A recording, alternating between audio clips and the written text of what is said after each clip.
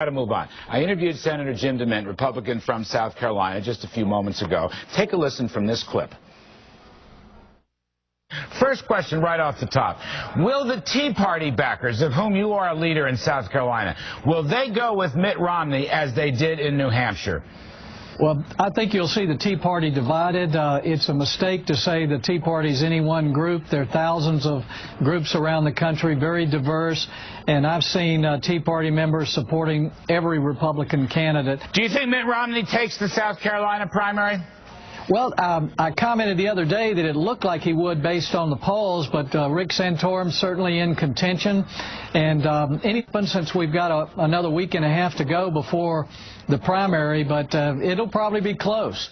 All right, that's just a snippet of the Jim DeMint interview. We'll probably run the whole thing tomorrow evening when we get some more time. Ari Melber, there's another guy in play who finished third in Iowa, second in New Hampshire, and is probably being underrated in South Carolina. In fact, Senator DeMint actually supported Ron Paul, and DeMint said Paul brings a lot to the GOP table. What do you think? As an outside observer, what's your objective view of the Ron Paul story? Kevin and I were talking about this in the green room, and we're closer together on this one. The bottom line is Ron Paul has the second most votes in this race right now. There are a lot of people in the Republican Party and in the media that referees this stuff that are not comfortable with that. If you look in New Hampshire at the exit polls, the Tea Party went overwhelmingly for Ron Paul. The evangelicals in Iowa in the exit polls also very comfortable with Ron Paul. We have heard a story for at least 6 months, if not 15 years, about the limits of Ron Paul's appeal, and that story this cycle so far is wrong. He may not be the nominee, but he is right now the alternative to Mitt Romney. What's interesting, Kevin,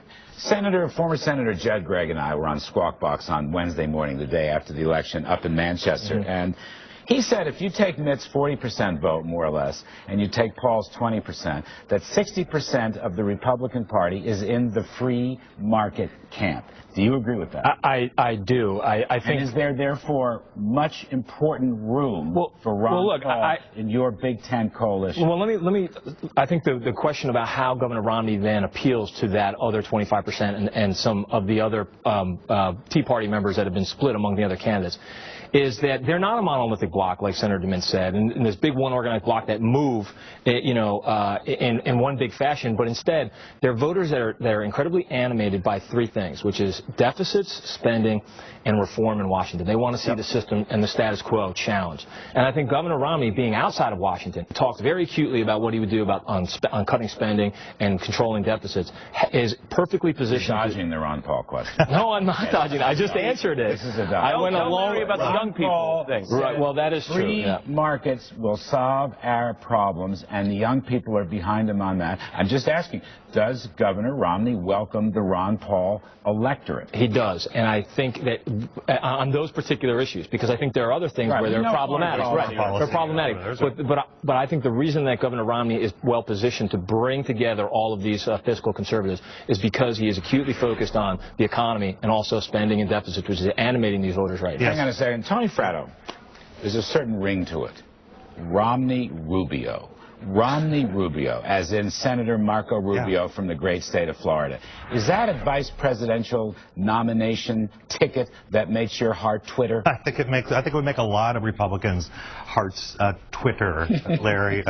Look, Marco Rubio, I think he's impressed a lot of people in Washington. When he came to Washington, impressed a lot of people with how he's very smart, very articulate, very sensible, would be a terrific candidate from the right state that any presidential winner needs to win. There's some other really terrific potential candidates out there. Our good friend Rob Portman, I would love to see on a ticket, and there are other great governors out there. Governor Bob McConnell of Virginia. Sure. His name is out there. Swing state. Really He's important been a great state. job. He's a very popular governor. He is also conservative. Does that suit your twittering heart? I think there are a host of potential vice presidential candidates out there. I think that's the next big question for Romney once he gets to the next. Ari Melber, who's your favorite VP for Mitt Romney? Now, I know you're on the other side, but the great thing about you is you have the analytic capabilities of being completely objective about this. Melber, the clinician. Here we go. I think Mitt Romney will not reach into the Senate. I think if we're thinking historically,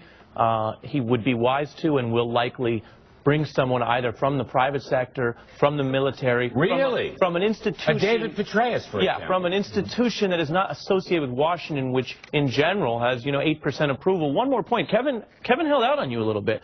We were talking in the green room. This is such a faux pas. You're not supposed to repeat what's in the green room. Hey, unless someone says literally off the record, no, I'm not going to say anything out of school.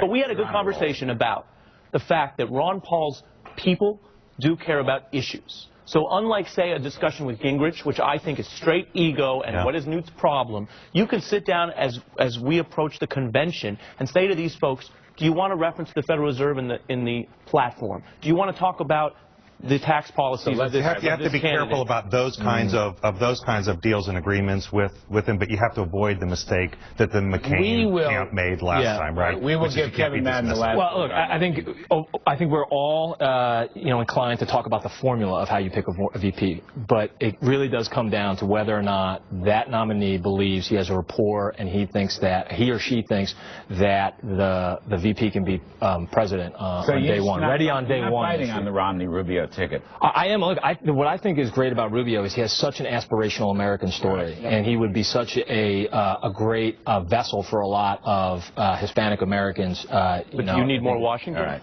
I got to get out of here. That's the other side. I don't know. David Petraeus is a very interesting idea. Anyway, thanks to our great panel, Ari Melber, Kevin Madden, and Tony Fratto. Programming note for tomorrow night.